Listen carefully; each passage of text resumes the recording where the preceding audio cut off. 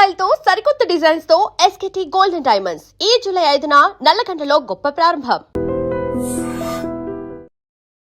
అసలు గుండె జబ్బు ఏ స్థాయిలో ఉంది, ఏ స్టేజ్లో ఉంది తెలుసుకుంటే దానికి అసలు ఏం చేయాలి అనేది మనకు అర్థమవుతుంది. అసలు గుండె జబ్బులో మనం ఇప్పుడు మాట్లాడుతుంది గుండె రక్తనాళాల జబ్బు గురించి, అంటే కర్నరీ ఆర్టరీ డిసీజ్ అంటారు. దీంట్లోపల 3 ప్రధానమైన గుండెకి రక్తనాళాలు ఉంటాయి. ఆ రక్తనాళాల్లో ఏమైనా బ్లాక్స్ ఉంటే దానివల్ల హార్ట్ అటాక్ వచ్చే అవకాశం ఉంటుంది. కాబట్టి వాటిని ట్రీట్ చేయడం అనేది జరుగుతుంటుంది. సో ఇప్పుడు ఆ రక్తనాళాలు 3 రక్తనాళాల్లో ఏ రక్తనాళంలో ఎంత బ్లాక్ ఉంది అనే దాన్ని బట్టి మనం ట్రీట్మెంట్ డిసైడ్ చేస్తాం. ఇప్పుడు ఫర్ ఎగ్జాంపుల్ ఏదైనా రక్తనాళంలో లేకపోతే అన్ని రక్తనాళాల్లోనూ 70% కన్నా తక్కువ బ్లాక్స్ ఉన్నట్లయితే దానికి స్టెంట్ అవసరం లేదు, బైపాస్ అవసరం లేదు, మెడిసిన్స్ తోనే మేనేజ్ చేయొచ్చు. But at the same time medicines curative అని కాదు. మెడిసిన్స్ వాడితే ఆ బ్లాక్స్ 70% తక్కువ ఉన్నవి కరిగిపోతాయని కాదు. మనకేమవుతుందంటే తక్కువ శాతం బ్లాక్స్ ఉన్నవి ఏంటంటే మెడిసిన్స్ తో స్టెబిలైజ్ అయితే చాలు. అంటే అది ప్రోగ్రెస్ కాకుండా అంతకన్నా పెరగకుండా ఉండి వాటిపైన క్లాట్స్ ఫామ్ కాకుండా ఉంటే కనుక మనకి హార్ట్ అటాక్లు వచ్చే అవకాశం తగ్గుతుంది. సో దాని లక్ష్యంతో మనం ఏం చేస్తామంటే మనకి ఇమీడియట్ గా ఆ బ్లడ్ థిన్నర్స్ కానివ్వండి, లేకపోతే కొలెస్ట్రాల్కి సంబంధించిన మెడిసిన్స్ కానివ్వండి, ఈ మెడిసిన్స్ మనం వాడుకోవటం ద్వారా అది ప్రోగ్రెస్ కాకుండా మనం చూడగలుగుతాం. అయితే ఏదైనా ఒక రక్తనాళంలో 70% కన్నా ఎక్కువ బ్లాక్ ఉందనుకోండి, అలా ఉన్నప్పుడు మాత్రం వాళ్ళకి మనం స్టెంట్ వేయటం అనేది జరుగుతుంటుంది. 3 రక్తనాళాల్లో 2 రక్తనాళాల్లో బ్లాక్స్ ఉన్నప్పటికీ కూడా స్టెంట్స్ వేస్తాం. బట్ 3 రక్తనాళాల్లో బ్లాక్స్ ఉన్నా కొన్ని రకాల లెఫ్ట్ మెయిన్ అని కానీ, కొన్ని రకాల క్రానిక్ టోటల్ అక్లూజన్స్ అని కానీ ఇలాంటివి ఉన్నప్పుడు కూడా మనం బైపాస్ని సజెస్ట్ చేస్తాం. సో ఫస్ట్ మన పర్సంటేజ్ ఆఫ్ బ్లాక్స్ గురించి, తర్వాత మనకి ఎక్కడెక్కడ ఉన్నాయి, అవి ఎన్ని రక్తనాళాల్లో బ్లాక్స్ ఉన్నాయి అన్న దాన్ని బట్టి. ఫర్ ఎగ్జాంపుల్ ఇప్పుడు 3 బ్లాక్స్ ఉన్నాయి, 3 90% వరకు బ్లాక్స్ ఉన్నాయి, బట్ కొమ్మల్లో ఉన్నాయి, మెయిన్ రక్తనాళాల్లో లేవనుకోండి, అప్పుడు కూడా మనం మందులు వాడుకోవచ్చు. కాబట్టి స్టెంట్లు, బైపాస్లు, మెడిసిన్స్ ఎప్పుడు వేయాలి, ఎప్పుడు వేయకూడదు అనేది కార్డియాలజిస్ట్ చూసి డిసైడ్ చేస్తారు. ఇక్కడ ప్రాబ్లం ఎక్కడ వస్తుందంటే ఒక కార్డియాలజిస్ట్ చెప్పిన దానికి ఇంకొక కార్డియాలజిస్ట్ చెప్పిన దానికి తేడా ఉండొచ్చు. ఎందుకంటే ఈ పర్సంటేజ్ డిటర్మినేషన్ అనేది ఎగ్జాక్ట్ గా కంప్యూటర్ లో వచ్చే నెంబర్ కాదు. అంటే ఇప్పుడు 66% వచ్చిందనో అట్లా ఉండదు. 60 to 70%, 70 to 80% ఇట్లా చెప్తారు. అది మనకి ఎక్స్పీరియన్స్ బట్టి కార్డియాలజిస్ట్ చెప్పే నెంబర్సే తప్ప అవి యాక్యురేట్ గా కరెక్ట్ గా నెంబర్ ప్రకారం రాదు. సో అప్పుడు ఏం చేస్తారంటే ఒక కార్డియాలజిస్ట్ ఫర్ ఎగ్జాంపుల్ స్టెంట్ వేసుకోమని చెప్తే ఇంకో కార్డియాలజిస్ట్ దగ్గరికి వెళ్ళినప్పుడు సరేనండి మెడిసిన్స్ వాడదామంటే మొదటి కార్డియాలజిస్ట్ ని దుర్మార్గుడు అనుకునే ప్రమాదం ఉంటుంది. అట్లా ఉండదు. ఇప్పుడు ఎట్లా ఉంటుందంటే మనకి ఏది కరెక్ట్ అనేది ప్రధానంగా మన సిమ్టమ్స్ బట్టి ఆధారపడి ఉంటుంది, మనకున్న బ్లాక్స్ తీవ్రత బట్టి ఆధారపడి ఉంటుంది. ఒక టైంలో స్టెంట్ ఖచ్చితంగా వేయాల్సిన టైం ఏంటంటే హార్ట్ అటాక్ వచ్చిన టైం. హార్ట్ అటాక్ వచ్చిన టైంలో కనుక మనం ఇమీడియట్గా ట్రీట్మెంట్ చేసి ఇమీడియట్గా స్టెంట్ అమర్చగలిగితే ప్రాణాపాయం బాగా తగ్గే అవకాశం ఉంటుంది. అది మనకి ఖచ్చితంగా స్టెంట్ వేయించుకోవాల్సిన టైం. అప్పుడు ఆర్గ్యూ చేయకూడదు అనమాట, మేము సెకండ్ ఒపీనియన్ తీసుకుంటాం, థర్డ్ ఒపీనియన్ తీసుకుంటాం అనేది చేయకూడదు. హార్ట్ అటాక్ వచ్చినప్పుడు ఏ కార్డియాలజిస్ట్ చెప్పినా ఓకే హార్ట్ అటాక్ ఉంది, హార్ట్ అటాక్ కోసం వేస్తున్నాం అన్నప్పుడు అది వేయించేసుకోవడమే మంచిది, రాదో దాన్ని వెయిట్ చేయడం కన్నా. బట్ మిగతా సందర్భాల్లో 1-2 ఒపీనియన్స్ తీసుకోవచ్చు. ఓకే ఇలా ఉంది, దీన్ని ఏమంటారు, ఇంకొకరు చెప్పినప్పుడు మొదట చెప్పిన ఆయనకి కన్నా భిన్నమైన అభిప్రాయం ఉంటే కోపడక్కర్లా. సో ప్రొసీజర్ అవసరమైనట్లు చెప్పిన వాళ్ళు అందరూ చెడ్డవాళ్ళు కాదు, ప్రొసీజర్ అవసరం లేదని చెప్పిన వాళ్ళందరూ మంచి వాళ్ళు కాదు. యూజువల్గా ఏమవుతుందంటే ఒకళ్ళు ప్రొసీజర్ అవసరం అని చెప్పిన తర్వాత ఇంకొకళ్ళు ప్రొసీజర్ అవసరం లేదని చెప్పి మళ్ళీ 3 నెలల తర్వాత అదే ప్రొసీజర్ చేసే అవకాశం ఉంటుంది. సో అట్లా కూడా ఉంటుంది. సో అందుకోసమని మనకి కావాల్సింది ఏంటి, మనకి సిమ్టమ్స్ ఏమున్నాయి, లోపల బ్లాక్స్ ఎంత పర్సెంటేజ్ ఉన్నాయి అనేది చూసుకొని దాని ప్రకారం మనం ఒక నిర్ణయం తీసుకోవటం మంచిది. సో ఇంకా కొన్ని ఆప్షన్స్ ఉంటాయి. కొన్నిసార్లు ఏమవుతుందంటే 90% దాటిపోయినాయి బ్లాక్స్, 3 ఉన్నాయి, కానీ బైపాస్ సాధ్యపడదు. ఏంటంటే బైపాస్ ఎప్పుడు చేస్తామంటే రక్తనాళం మొదట్లో బ్లాక్ ఉండి చివరంతా బాగుంది అనుకోండి, ఈ బ్లాక్ ఉన్న ప్రాంతాన్ని బైపాస్ చేయడమే బైపాస్ సర్జరీ. ఆ బ్లాక్ ఉన్న ప్రాంతాన్ని వేరే రక్తనాళం తీసుకొచ్చి దాన్ని కలిపేస్తారు. సో ఆ బ్లాక్ తర్వాత కాబట్టి ఆ బ్లాక్ బైపాస్ అయిపోతుంది. కానీ మొత్తం కిందంతా బ్లాక్ ఉందనుకోండి, ఫర్ ఎగ్జాంపుల్ ఒక రోడ్డు కంజెస్టెడ్ గా ఉంది, సో దానికి ఒక బైపాస్ రోడ్ వేస్తే కంజెషన్ దాటి వెళ్ళిన తర్వాత రోడ్డు కలిసింది. బట్ రోడ్డు మొత్తం కంజెషన్ ఉందనుకోండి, మనం బైపాస్ రోడ్ వేసినా కూడా ఉపయోగం ఉండదు, అది కూడా అక్కడికే వెళ్తుంది. కాబట్టి కొన్నిసార్లు బైపాస్ సర్జరీ ఉపయోగపడకపోవచ్చు, స్టెంట్లు వేయడం సాధ్యం కాకపోవచ్చు. ఇలాంటప్పుడు మెడిసిన్స్ మ్యాక్సిమం వాడుకోవటమే కాకుండా ఈసీపీ అనే ప్రక్రియ కూడా అందుబాటులో ఉంటుంది. దానికి కూడా సర్జరీ చేయకుండా ఈసీపీ అనేది చేస్తారు. కాకపోతే సర్జరీ చేసినప్పటికీ స్టెంట్ చేసినప్పటికీ ఆల్మోస్ట్ ఒక 70-80% బెనిఫిట్ ఉంటే ఈసీపీ చేసినప్పుడు ఒక 10-15% బెనిఫిటే ఉంటుంది. బట్ అది చేయలేం కాబట్టి ఇది చేసుకోవడం, అది చేయలేని స్థాయికి రీచ్ అయింది కాబట్టి అప్పుడు మనం ఈసీపీ చేసుకోవటం. సో యూజువల్గా మీరు అడిగిన ప్రశ్నకి క్లుప్తంగా చెప్పాలంటే మెడిసిన్స్తో చాలా మందికి ట్రీట్మెంట్ ఇవ్వచ్చు. అది కరెక్ట్గా పరిపక్వ స్థితిలో ఉన్నప్పుడు, అంటే స్టెంట్ వేయాల్సిన అవసరం ఉన్నప్పుడు లేకపోతే సర్జరీ చేయాల్సిన అవసరం ఉన్నప్పుడు అది వేసుకోవటం వల్ల దానివల్ల ఉపయోగం జరిగే అవకాశం ఉంటుంది. Other end of the spectrum ఏంటంటే స్టెంట్ వేసినా బైపాస్ చేసినా ఉపయోగం లేని పరిస్థితుల్లో అప్పుడు మనం ఆల్టర్నేటివ్ మెథడ్ లాంటి ఈసీపీ లాంటిది పెంచుకోవచ్చు. ఇది మనం గమనించాలి. డాక్టర్ గారు, మనం చాలా మందిలో ఒకప్పుడు అంటే 50-60 ఏళ్ల పైబడ్డ వాళ్ళల్లో మనం హార్ట్ డిసీజెస్ కానీ హార్ట్ స్ట్రోక్లు కానీ చూసాం. కానీ రీసెంట్ డేస్లో మరి చిన్నపిల్లలు 10, 13 ఏళ్ళు, 16 ఏళ్ళు, ఇప్పుడు 20, 30 ఏళ్ళు వాళ్ళందరూ ఎఫెక్ట్ అవుతున్నారు. అసలు నాకు ఒక 40 ఏళ్ళు అట్లీస్ట్ గుండె జబ్బే రాకూడదు, అప్పటి వరకు నేను హ్యాపీగా ఆరోగ్యంగా ఉండాలంటే ముందుగా ప్రికాషన్స్ ఏం తీసుకుంటే బెటర్? అంటే ఇది చాలా ఇంపార్టెంట్ ప్రశ్న. అందరికీ అంతే కదా, మనకి గుండె జబ్బు రాకూడదు. అవును. మనం దాన్ని 90% వరకు నివారించుకోవచ్చు. 100% కాదు, బట్ 90% వరకు మీకు 60 ఏళ్ళు 70 ఏళ్ళు వరకు కూడా రాకుండా నివారించుకోవచ్చు. ఎలా డాక్టర్? ఎలా అంటే అది ఒక పెద్ద అద్భుతమైన ప్రక్రియ కాదు, మనకు తెలిసిన విషయాలే. మనం ఒకటి రోజు సరిగ్గా వ్యాయామం చేయటం, ఆహారం విషయంలో జాగ్రత్తలు తీసుకోవటం. చాలా మీకు సింపుల్ గా అనిపిస్తుంది ఆహారం విషయంలో జాగ్రత్తలు తీసుకోవటం అంటే. బట్ ఇప్పుడు బయటకు వెళ్ళేటప్పుడు బాగా టైర్ అయిపోయినారు, బిర్యానీ తినేసి వెళ్ళిపోదాం అంటే తినేసి వెళ్ళిపోతాం. మనం ఆలోచించాం దాని గురించి. సో ఆహారం, ఆరోగ్యకరమైన ఆహారం తీసుకోవడం అంటే హోల్ ఫ్రూట్స్ కానీ గ్రెయిన్స్ కానీ ఇట్లాంటివి మనం బాగా తీసుకోవటం. ఎక్సెస్ కార్బోహైడ్రేట్ ఉన్న పదార్థాలు అంటే చాక్లెట్స్ కానీ బిస్కెట్స్ కానివ్వండి, లేకపోతే స్వీట్స్ కానివ్వండి, ఐస్ క్రీమ్స్ కానివ్వండి, ఇవాళంటే అవాయిడ్ చేయటము. తర్వాత మనకి కార్బోహైడ్రేట్స్ అధికంగా ఉన్నాయి, కూల్ డ్రింక్స్ లాంటివి అవాయిడ్ చేయటం, మరీ ఎక్సెస్ ఫ్యాట్ ఉన్న సబ్స్టెన్సెస్ కూడా అవాయిడ్ చేయటం.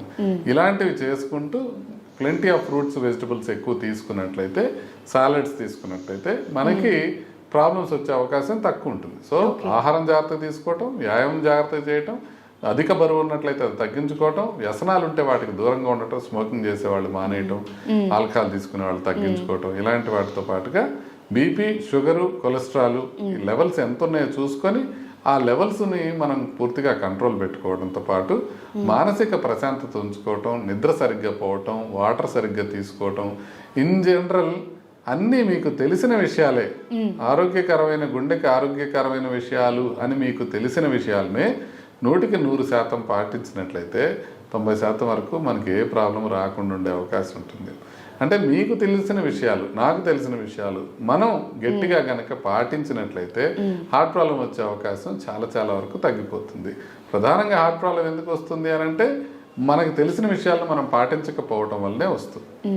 అవును డాక్టర్, ఇప్పుడు మీరు చెప్పిన విషయాలు ఎంత తెలిసినా కూడా ఏముందిలే ఎంగేజ్ అయ్యి కదా, ఇప్పటి నుంచి ఎందుకులే అంత టెన్షన్ తీసుకోకు ఇలా అనుకుంటారు. నిజానికి ఒక మనిషి ఏజ్ నుండి పూర్తిగా మీరు చెప్పిన జాగ్రత్తలన్నీ పాటించాలి. అవునండి.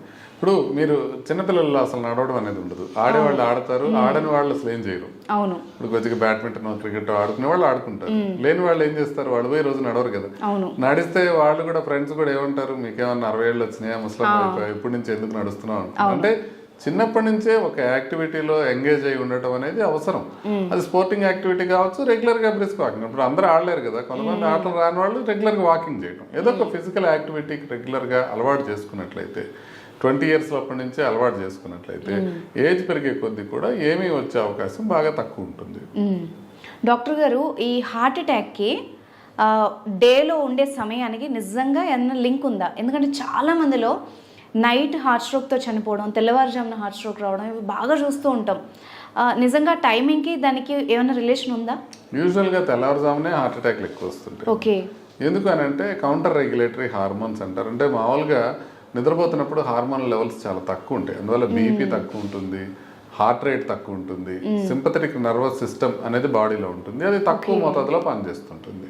మనం ఎర్లీ మార్నింగ్లో మనని లేపి మనని డే మొత్తం చూడటానికి వీలుగా hormonal levels sympathetic nervous system activate అవుతాయి. అవి పొద్దున పూట మనకి యాక్టివేట్ అయ్యేటప్పటికి పొద్దున పూట సహజంగా అర్లీ మార్నింగ్ లో మన బీపీ పెరగడం, మనకి హార్ట్ బీట్ పెరగడం జరుగుతూ ఉంటాయి. సో ఈ హార్మోన్స్ ప్లస్ ఈ సింపథెటిక్ నర్వస్ సిస్టమ్ ఎక్కువగా ఉండటం వల్ల మనకి హార్ట్ ప్రాబ్లమ్స్ అనేది అర్లీ మార్నింగ్ లో ఎక్కువ వచ్చే అవకాశం ఎక్కువ ఉంటుంది. సో ఆ ప్రక్రియని ప్రపంచవ్యాప్తంగా యాక్సెప్ట్ చేస్తారు, అర్లీ మార్నింగ్ లోనే ఎక్కువ వచ్చే అవకాశం ఉంటుంది. బట్ అట్లానే అప్పుడే రావాలండి, రోజు మొత్తం మీద ఎప్పుడైనా రావచ్చు, బట్ యూజువల్ గా అర్లీ మార్నింగ్ లో స్టార్ట్ అవుతుంది. బట్ ద ప్రాబ్లం ఏంటంటే ఇప్పుడు ఫర్ ఎగ్జాంపుల్ ఇప్పుడు ఒక 4 o'clock కి అటాక్ వచ్చింది అనుకోండి, ఆ వ్యక్తి ఇంట్లో వాళ్ళని లేపడానికి కూడా సందేహిస్తారు ఈ టైంలో ఎట్లా అని. సో ఇప్పుడు కుటుంబ సభ్యులను లేపడానికే సందేహిస్తారు, ఆ టైంలో డాక్టర్స్ ఉంటారో లేదో అనుకుని నెమ్మదిగా 10 గంటలకు వెళ్ళేటప్పటికి హార్ట్ అటాక్ వచ్చిన మొదటి 6 గంటల లోపల మనం యాంజియోప్లాస్టీ కానీ లేకపోతే ఇంజెక్షన్స్ కానీ ఇచ్చినట్లయితే ప్రాణానికి ప్రమాదం గణనీయంగా తగ్గే అవకాశం ఉంటుంది. కానీ మీకు 4 గంటలకి ప్రాబ్లం వచ్చి 10 గంటల తర్వాత మీరు హాస్పిటల్కి వెళ్ళినట్లయితే ప్రమాదం చాలా చాలా ఎక్కువ ఉంటుంది. అంటే ఒకసారి 6 గంటలు గడిచిపోయి గుండె డ్యామేజ్ అయిపోయిన తర్వాత మనం ఎంత చేసినా కూడా పార్షియల్ రిజల్టే ఉంటుంది. కాబట్టి అర్లీగా ఎనీ టైం 2 కావచ్చు, 3 కావచ్చు, 4 కావచ్చు, ఎప్పుడు అటాక్ వస్తే అప్పుడు ఇమీడియట్ గా హాస్పిటల్ చేరుకోవడం అనేది చాలా ఇంపార్టెంట్. అంటే ఖచ్చితంగా గుర్తుపట్టడానికి ఇవి పర్టికులర్ లక్షణాలు అని ముందే ఇన్ని అవర్స్ ముందని ఏమన్నా తెలుస్తుందా డాక్టర్? ముందుగా తెలియదు, వచ్చిన రాగానే తెలుస్తుంది. ఎట్లాగా గుండెకి నొప్పి ఛాతీకి మధ్య భాగంలో ఉంటుంది, వేలితో చూపించలేని విధంగా గుండె ఛాతీ మొత్తం వ్యాపిస్తుంది. అది గుచ్చినట్టుగా కాకుండా బరువుగా గానీ, నొప్పిగా గానీ, మంటగా గానీ, నొక్కినట్టుగా గానీ ఉంటుంది. సో అది నడిస్తే 2 అడుగులు నడిస్తే ఎక్కువ అవుతుంటది, లేకపోతే తగ్గుతూ ఉంటుంది. దాంతో పాటుగా ఆయాసం రావటం కానివ్వండి, చెమటలు పట్టడం కానివ్వండి, లేకపోతే చేతికి పాకటం కానివ్వండి, బ్యాక్ వెళ్ళటం కానివ్వండి, 2 దవడలకు రావటం కానివ్వండి, ఇలాంటివి జరుగుతుంటాయి. వీటిలో మనకి ముఖ్యంగా మనం తెలుసుకోవాల్సింది ఏంటంటే మనకి ఛాతీ మొత్తం రావడం. మనకి చివరికి ఏం గుర్తుంటుంది అంటే మీకు ఇంటికి వెళ్ళిన తర్వాత చెమట పడితే ఇది అని, ఎక్కడ నొప్పి వచ్చి చెమట పట్టినా భయపడతారు. అట్లా కాదు, ఛాతీకి మధ్య భాగంలో రావటం, అది వేలితో చూపించలేని విధంగా మొత్తం రావటం, అది బరువుగా కానీ, నొప్పిగా కానీ, లేకపోతే పట్టుకున్నట్టుగా కానీ, మంటగా కానీ, గుచ్చినట్టుగా కాదు, అలా ఉండటం. తర్వాత నడిస్తే ఎక్కువయ్యి ఆగిపోతే తగ్గిపోవడం. వీటితో పాటుగా మీకు చేతికి లాగటం కానీ, దవడలకు రావటం కానివ్వండి, వెనక్కి వెళ్ళటం కానివ్వండి, స్వెట్టింగ్ రావటం కానివ్వండి, ఆయాసం రావటం కానివ్వండి, ఈ లక్షణాలు కూడా దోహదపడతాయి. సో ప్రధానంగా మనం తెలుసుకోవాల్సింది ఏంటంటే ఎప్పుడు కూడా మనకి రిస్క్ ఫ్యాక్టర్స్ కనుక్కున్నట్లయితే, అంటే బీపీ ఉంది, షుగర్ ఉంది, కొలెస్ట్రాల్ ఉంది, స్మోకింగ్ చేస్తున్నారు, అట్లా రిస్క్ ఫ్యాక్టర్స్ ఉన్న వాళ్ళు ఏ రకమైన నొప్పి వచ్చినా తీవ్రంగా వస్తే ఇమీడియట్గా హాస్పిటల్కి వెళ్ళి గుండెకి సంబంధించిన టెస్ట్ చేసుకోవాలి. అదే రిస్క్ ఫ్యాక్టర్స్ లేకుండా ఇప్పుడు మీకు బీపీ లేదు, షుగర్ లేదు, ఒక 22-year-old అమ్మాయి ఉందనుకోండి, తనకు కొంచెం గుచ్చుకున్నట్టు నొప్పి వస్తే ఏం భయపడాల్సిన అవసరం లేదు, మరుసటి రోజు పొద్దున హ్యాపీగా వెళ్ళొచ్చు. సో ఆ డిస్టింక్షన్ మనం గుర్తించాల్సిన అవసరం ఉంటుంది. People with risk factors any time problem వచ్చినా కూడా హాస్పిటల్కి రష్ అయిపోవడం మంచిది. నేను చెప్పినట్టు తీవ్రంగా హార్ట్ ప్రాబ్లం లాగా పెయిన్ వచ్చినట్లయితే ఇమీడియట్గా వెళ్ళిపోవడం మంచిది.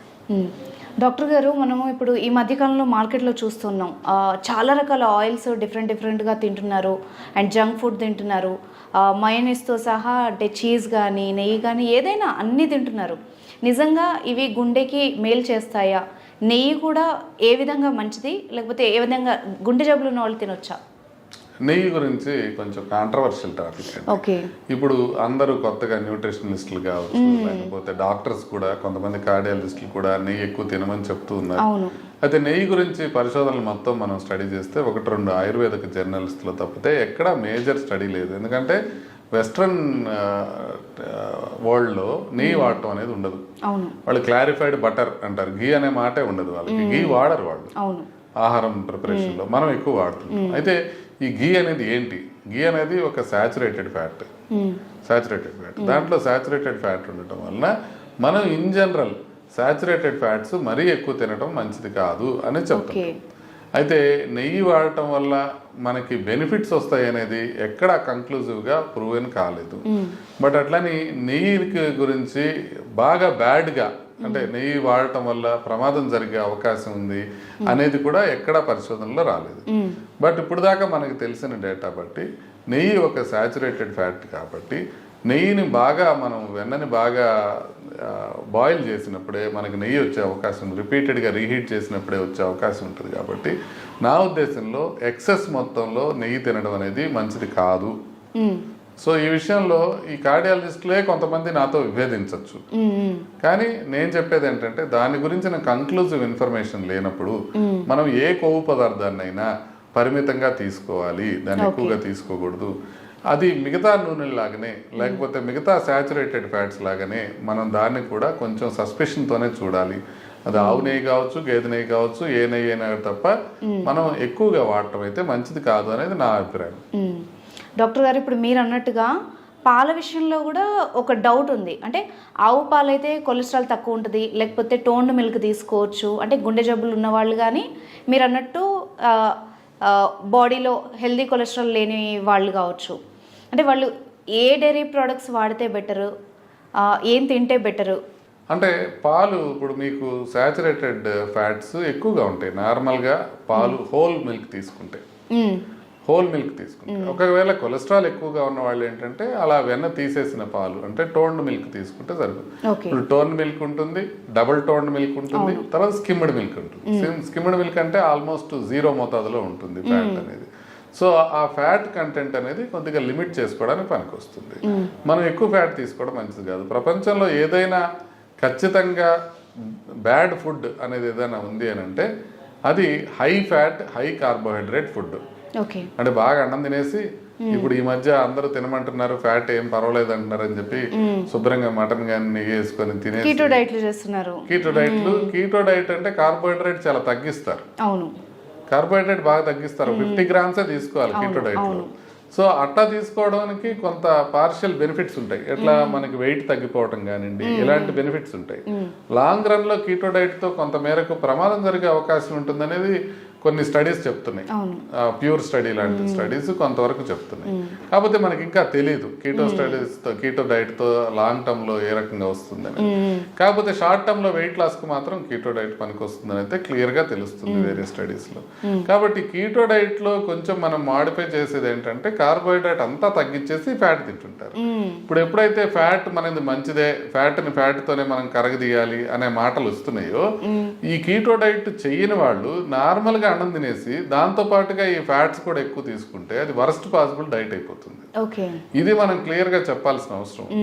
ఇప్పుడు కీటో డైట్ లో మనకి కొబ్బరి నూనె కానివ్వండి, లేకపోతే నెయ్యి కానివ్వండి, లేకపోతే అన్ని ఫ్యాట్స్, వెన్న కావచ్చు, మీగడ కావచ్చు, ఇట్లాంటివన్నీ తినమని చెప్తారు. రెడ్ మీట్ కూడా తినమని చెప్తారు. సో ఇది కీటో డైట్. సో ఈ కీటో డైట్ తీసుకునే వాళ్ళు కార్బోహైడ్రేట్ కూడా కలిపి కీటో డైట్ తీసుకుంటే మాత్రం అది high carb high fat diet అవుతుంది. ఇప్పుడు దాకా ప్రూవ్ అయిన అన్నిట్లోనూ వరస్ట్ పాసిబుల్ డైట్ అదే. సో ఆ ట్రాప్ లో పడకూడదు. కీటో తీసుకుంటే మనం ఇమీడియట్ గా వెయిట్ తగ్గడానికి కానీ కొన్ని పారామీటర్స్ మంచిగా అవడానికి కానీ ఉపయోగపడుతుందని తెలుసుకుంటూనే లాంగ్ టర్మ్ లో మనకి ఏ విధంగా ఉంటుందో అనేది మనకి తెలియదు అనుకుని మనం తెలుసుకొని కీటో డైట్ తీసుకోవచ్చు. బట్ లో కార్బ్ హై ఫ్యాట్ డైట్ తీసుకుంటే అది కీటో డైట్ అవుతుంది.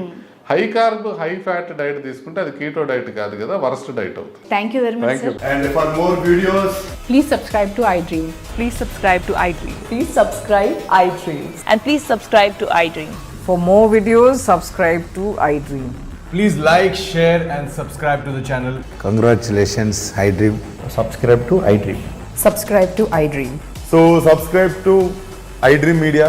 iDream ki iDream team andarki huge congratulations. Please subscribe iDream Media. Please subscribe to iDream. Subscribe iDream. Please subscribe to iDream. iDream అంటే నా కళల ఛానల్ను subscribe చేసుకున్న నోరు తిరుగుతలేదు, మీరైతే గంట గుర్తు కొట్టండి. For more such videos, please subscribe to iDream. Subscribe to iDream. Please subscribe to iDream. Please subscribe iDream Media. Please do subscribe to iDream. Please subscribe to iDream Media. For best entertainment and information, please subscribe iDream. And don't forget to subscribe to iDream.